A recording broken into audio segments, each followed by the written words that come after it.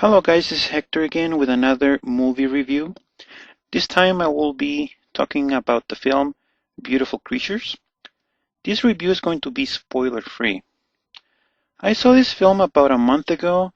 I was lucky enough to still see it at the movie theater before it was taken off. Well, it's still showing right now, but at the Dollar Movies. Anyway, I barely caught it on the last day it was showing at the local Cinemark. I had to go around 3 p.m. or so, which is kind of early for me since I usually go to the movies late at night. And yeah, I'm kind of late on this review, but better late than never. Now, like I mentioned on a previous review, Beautiful Creatures was a movie that I was very excited to see, and I looked forward to its release. I was also lucky enough to get a copy of the book the movie was based on, which goes by the same name. It's a long book, but I loved reading it. I was not very convinced at first that the story might be any good, not after reading only the first 2 or 3 chapters, but the book won me over in the end.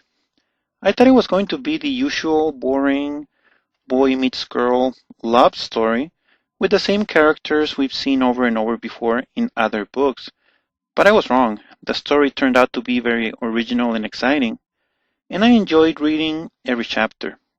It took me about a month to read it. I don't know if that's a long time or not, but I just took my time with it. Needless to say, reading the book got me very excited when it came to seeing the movie. And so, the question is this. Was the movie any good? Well, yes, but I had some issues with it, and I will explain why. As you can probably guess, the movie was by no means perfect, and I had some problems with it. I feel conflicted doing this review because I enjoyed the film. It had a lot of good scenes in it. It was a beautiful looking movie. It had good actors. Well, I could go on, but it was still not as good as it could have been. It could have been much better. There's also another reason why I personally enjoyed this film, but again, that is a personal reason, and I don't necessarily think that reason would make the movie better for other people. But I will talk about that in a moment. Okay, so here's a brief synopsis. The movie takes place in Gatlin, a small southern town. There's a teenage boy named Ethan, played by Alden Ehrenreich, who keeps dreaming about a girl or mysterious girl whose face he never sees. Eventually, a new girl, Lena, played by Alice Englert, arrives in town and also enrolls at the local high school. There's a lot of mystery surrounding this new girl, and other students at the high school quickly start talking behind her back and also to her face about what a bad person she is, or is rumored to be. Ethan and Lena eventually meet and start a romance. Lena is later revealed to be a caster, which means she has supernatural powers, but she refuses to call herself a witch. She is also only a few months away from her birthday, when she will turn 16, and she mentions how afraid she is of that day because she might end up turning into an evil caster. On that day, she will apparently be claimed, and she will be declared good or bad, basically. In the book, they refer to it as going light or dark, if I remember correctly. As the movie goes on, Ethan and Lena also uncover dark secrets about their families, going back to the Civil War, and also about the claiming or Lena's 16th birthday, when it becomes clear that she was kept in the dark about some very important details. That's basically it. That's as far as I can go without giving anything away. The movie is never boring. It maintains a good pace as it goes from one scene to another. It has great performances by everyone involved, and it has a very good story to go along with it. There's a lot of dark moments in the movie, but it's never too dramatic or depressing, at least not in a way that makes the movie bad. Some characters show how dark they can be, but the performances are so good, they are a pleasure to watch. The film also has a lot of funny moments, especially between Ethan and another girl at the high school who has a crush on him. Anyway, as far as the rest of the movie is concerned, here are some of my complaints. A lot was changed from the book. I guess I was a little naive with this film, thinking that it would remain mostly, if not completely, loyal to the book.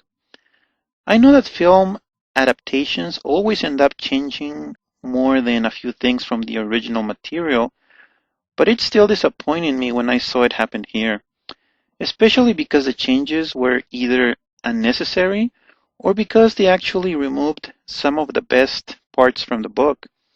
Just to give a few examples, Alma, who plays the housekeeper in Ethan's home, and Marian, a local librarian, were combined into one character.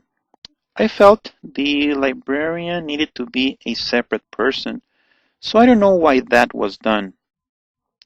Ethan's father was also part of a very good storyline or subplot in the book, but in the movie he is barely mentioned 2 or 3 times and is never seen, which is sad. The book also has a lot of beautiful poetry and lines of dialogue, but most of that was removed. I have no idea why this was done, given that the material was there. There's nothing wrong with using most of the same lines from the book if you're making a movie about it, in my opinion. In the book, Ethan and Lena are also able to communicate telepathically. They would have really good silent conversations with each other, which made for some very interesting chapters and storylines. But that was all removed from the film also. Finally, there's a character in the book, Ridley, played by Amy Rossum, who is also in the movie, but her character was cut way too short. I mentioned before how I had a personal reason for having enjoyed this movie, and that reason is, well, Amy Rossum herself. She is one of my favorite actresses, if not my most favorite, and I was very excited to see this movie just because of her. That's actually what got me into reading the book in the first place, the fact that she was going to play a character from it.